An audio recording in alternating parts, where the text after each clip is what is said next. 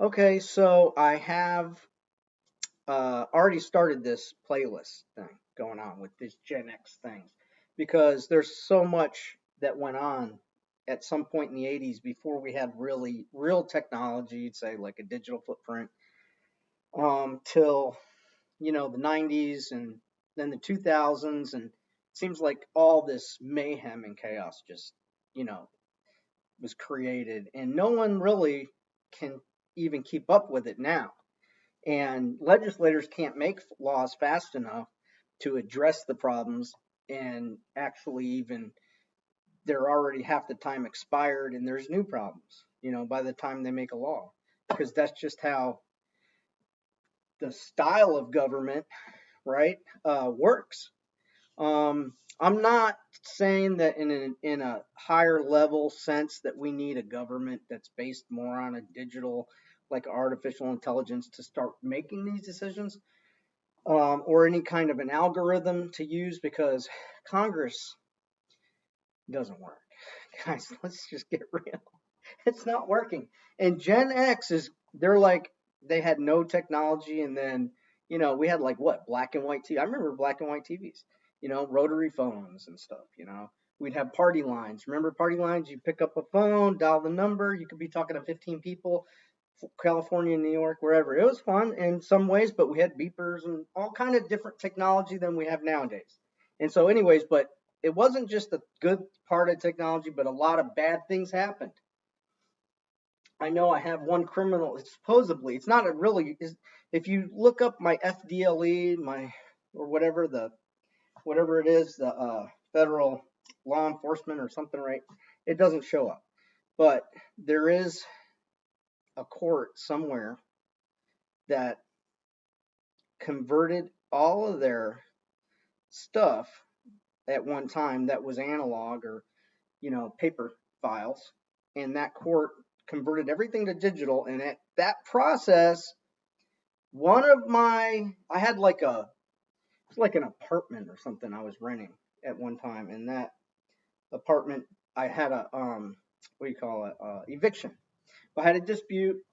It was just because you get evicted, and I think there's a lot of connotations about people being evicted.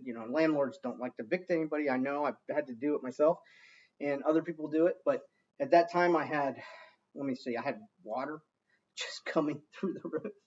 I had all these issues with the apartment that was supposed to be in good condition, and we just happened to tell the landlord that was a woman, and she just wasn't going to do any of the work. She wasn't going to send anybody to do the work. She wasn't trying to get the work done. She just was letting it just become crazy. So at that time, she filed for an eviction instead of just fixing the problem.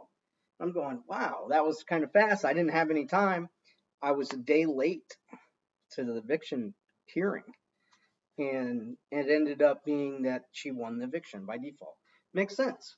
Okay, that's a long time ago. But when it got converted from the physical files to the digital world, it became an assault and battery. Okay, now listen, it doesn't come up on my criminal report, but at that court in that jurisdiction, it shows that there was an assault and battery, which it was just an eviction. They don't have any of the files. They converted it. It went to a criminal file. It's like a line item, right? However, it's a line item assault, but there's no judge paperwork. There's no probable cause documentation. There's no anything. There's nothing there.